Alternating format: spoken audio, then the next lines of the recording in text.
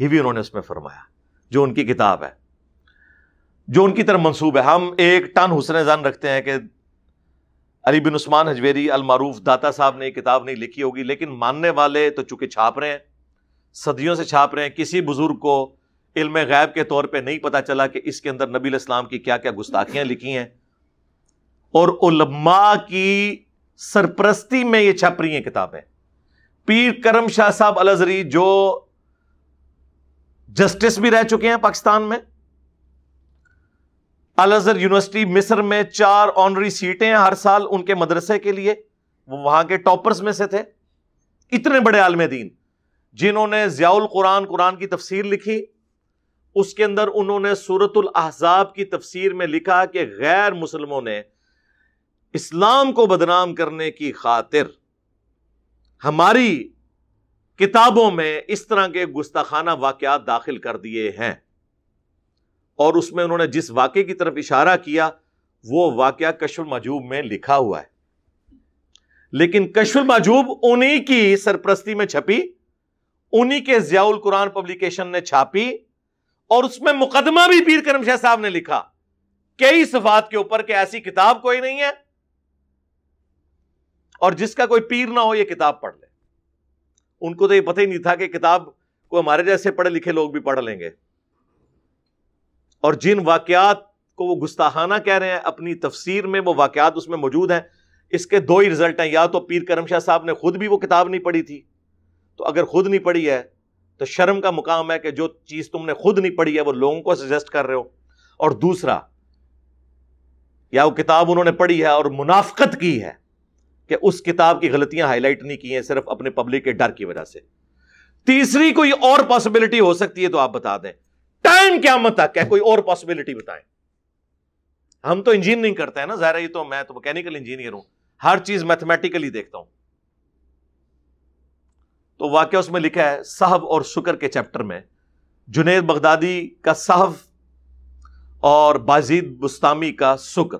صحف کہتے ہیں عربی میں سواد والا جو صحف ہے، جان بوجھ کر کوئی کام کرنا۔ ایک سین والا صحف ہے وہ ہوتا ہے بھول کر، جو سجدہ صاحب بھی ہے۔ سواد والا صحف کہ بندہ ہوش میں ہو پھر بھی کوئی غلطی کر بیٹھے، اور ہے شکر دوسری ٹرمنالوجی، وہ ہوتا ہے کہ انسان کو اپنی ہوش نہ ہو اور وہ کوئی ایکٹیویٹی پرفارم کر بیٹھے۔ تو بتا رہے ہیں کہ تصوف میں جو صحف کا اسکول آف تھاٹ ہے نا، وہ جنیدی سلسلے میں ہے، جس میں خود علی بن عثمان حجویری صاحب بھی ہیں، جنید بغدادی کی طرف منسوب ہے۔ اور شکر کا جو اسکول آف تھاٹ ہے یہ بازید بستامی کی طرف منسوب ہے۔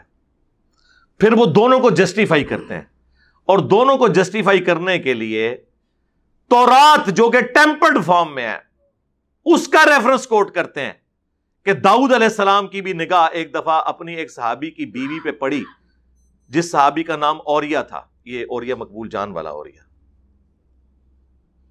اور وہ تو بڑا بےہودہ واقعہ ہے کہ وہ چھت پہ نہا رہی تھی، حضرت داؤد نے دیکھ لیا، ان کو پسند آ گئی، نعوذ باللہ، پھر انہوں نے اس کو جنگ میں آگے بھیجا تاکہ وہ قتل ہو جائے اور میں اس کی عورت سے شادی کر لوں۔ یہ پورا واقعہ انہوں نے کوٹ کیا اور کہا اسی وجہ سے تو حضرت داؤد معافیاں مانگتے تھے، قرآن میں آیا اس واقعے کی وجہ سے، اور اس واقعے کو کوٹ کیا۔ اپنا بابا جنید بغدادی بچانے کی خاطر حضرت داؤد علیہ السلام کو تختہ مشق بنا دیا، ایک جعلی واقعہ،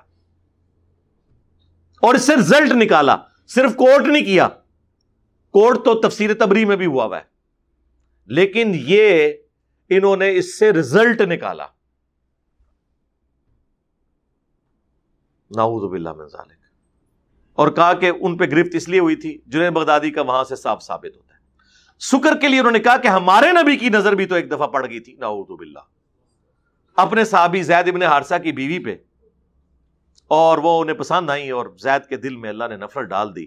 یہ ایک پورا واقعہ ہے جسے انہوں نے اشارتاً ذکر کیا ہے۔ ظاہر اب وہ کہتے ہیں کہ ایک لفظ دکھائیں، لفظ تو نہیں دکھایا جاتا، بس وہ انہوں نے لکھا ہے کہ نظر ہمارے نبی کی جب نظر پڑی تو وہ زید پر حرام ہو گئی، تو یہ اسی واقعے کی طرف اشارہ ہے۔ تو اس سے انہوں نے کہا کہ نبی علیہ السلام پہ گرفت اس لیے نہیں کہ وہ حالت سکر میں تھے، اور بازید بستامی جو ہیں وہ سکر کے اسکول آف تھاٹ کو فالو کرتے ہیں۔ یعنی بابا بايزید کو بچانے کے لیے انہوں نے اس شخص کو تختہ مشق بنایا جس کی قبر مدینے میں صلی اللہ علیہ وآلہ وسلم. یہ ہے جناب کشف المحجوب شریف، آپ کے جو اصل حکمران ہیں ان کی لکھی ہوئی اصلی کتاب بقول ان کے، اور ان کے سارے اصلی بزرگ پچھلے 1000 سال سے اس کتاب کی یہ چیزیں ہائی لائٹ نہیں کر سکے. ان کا سارا کشف علم غیب بھی فارغ، اور پرنٹ کرتے رہے. یعنی وہ اعلیٰ حضرت والی بات کہ اس کتاب کو پڑھنے والے کافر، پڑھانے والے کافر، ترجمہ کرنے والے کافر، اس کا درس دینے والے کافر، اس کی ترغیب دلانے والے کافر، اور ان کے کفر میں شک کرنے والے بھی کافر. یہ آخری جملہ ہوتا ہے، یہ جناب اس کے اندر لکھا ہوا ہے. اس شخص کے بارے میں جس کے بارے میں قرآن میں ہے ما ضل صاحبکم وما غوا، تمہارے نبی نہ کبھی بہکے ہیں نہ کبھی بے راہ چلے ہیں. اور بخاری اور مسلم دونوں میں حدیث ہے کہ نبی علیہ السلام میں کنواری لڑکیوں سے زیادہ شرم و حیا تھی. آپ علیہ السلام کو جب کوئی چیز ناگوار گزرتی تو آپ کے چہرے مبارک پہ اس کے آثار آ جاتے تھے. اتنی شرم و حیا تھی کہ آپ کے چہرے سے صحابہ اندازہ لگا لیتے تھے آپ کو یہ بات بری لگی ہے. اپنے ایکسپریشنز کو بھی حضور کنٹرول نہیں کر سکتے تھے اتنے. اور یہ جو بالکل سادہ لو انسان ہوتا ہے نا، صاف ستھرا، یہ اس کی نشانی ہوتی ہے. تو جس میں کنواری لڑکیوں سے زیادہ شرم و حیا ہو اس کے بارے میں یہ بات کرنا. پھر ان کے کچھ کمزور گول کیپرز نکلے تاکہ مزید بزرگوں کی انورٹڈ کامہ میں عزت افزائی کروائیں. انہوں نے کہا نہیں جی، اس طرح کی گستاخی تو مسلم شریف میں بھی لکھی ہوئی ہے. اچھا جی، اب وہ مسلم شریف میں کیا لکھا ہوا ہے اس کا اس سے کوئی لینا دینا بنتا ہے؟ اس پہ ہم وہی ایک پہلے تو شعر پڑھیں گے ان کی سنت پہ عمل کرتے ہوئے. جس دا لوکی کلمہ پڑھ دے او محمد اور تے میاں محمد بخش اور. محمد تو نام دونوں کے ہی ہیں. تو اب ہم علمی جواب بھی دیتے ہیں. وہ صحیح مسلم میں حدیث ہے کہ نبی علیہ السلام کے سامنے سے چند عورتیں گزری تو آپ کی نگاہ اچانک پڑ گئی. آپ علیہ السلام نے نگاہ ہٹا لی. جو صحیح مسلم میں حدیث ہے کہ مجھے میرے رب نے حکم دیا کہ اچانک جب نگاہ پڑ جائے غیر محرم پہ تو میں ہٹا لوں. تو ظاہر ہے یہ تو کسی کے ساتھ بھی ہو سکتا ہے. نبی علیہ السلام اپنے گھر میں اندر تشریف لے گئے، اپنی زوجہ محترمہ کے ساتھ ازدواجی تعلق قائم کیا.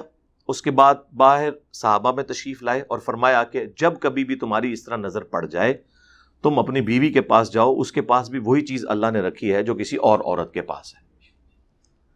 کتنی صاف ستھری، نظروں کی حفاظت کروانے والی، اپنی حیا کی حفاظت کروانے والی تعلیمات ہیں یہ. اس سے وہ بابا جی کو بچا رہے ہیں.